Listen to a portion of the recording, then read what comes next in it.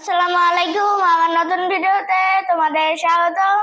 তো আজকে আমরা ইংলিশ বইয়ের 6 পেজ শুধু পড়াবো।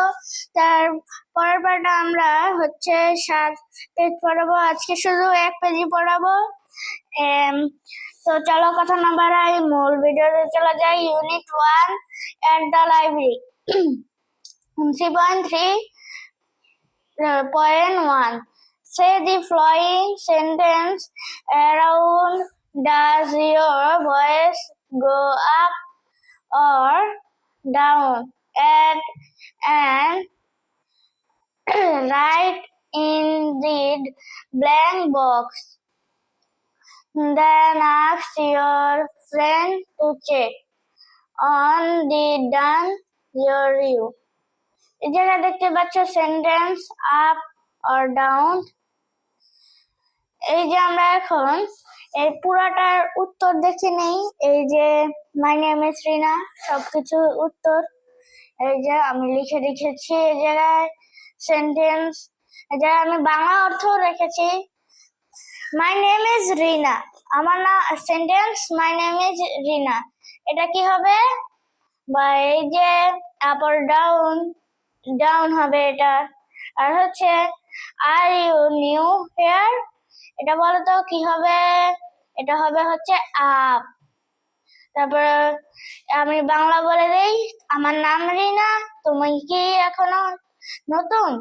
এটা আপ। What about your hobby? Hobby এটা হবে কি? আপ, কারণ তোমার শখ কি? এটা হবে up. I enjoy painting colorful picture, এটা হবে ডাউন। আমি রঙিন ছবি আঁকতে ভালোবাসি, এটা হবে down. Can you speak English, এটা হবে আপ, তুমি কি ইংলিশ বলতে পারো? গুড মর্নিং, এটা হবে ডাউন। শুভ ভাত। তারপর হাউ আর ইউ, এটা হবে আপ, তুমি কেমন আছো? ডু ইউ লাইক ফ্রুটস, এটাও হবে আপ, তুমি কি ফল পছন্দ করো?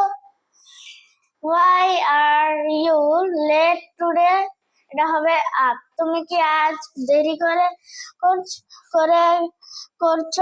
করেছো কেন? এটা হবে আপ। আমরা আবার বইয়ে চলে যাই। এই যে আমাদের বই। তো আমরা এরপরের পার্টে দেখবো ইউনিট 2 আওয়ার স্কুল। এই যে এই পেজটা, আর যদি পারি এটাও পড়িয়ে দেব। তো আজকের ভিডিওটা এই পর্যন্ত ছিল। তোমাদের যা যা ভালো লাগলো লাইক, কমেন্ট আর সাবস্ক্রাইব করে দিও, এবং ভিডিওটি এতক্ষণ দেখার জন্য সবাইকে ধন্যবাদ এবং আসসালামু আলাইকুম।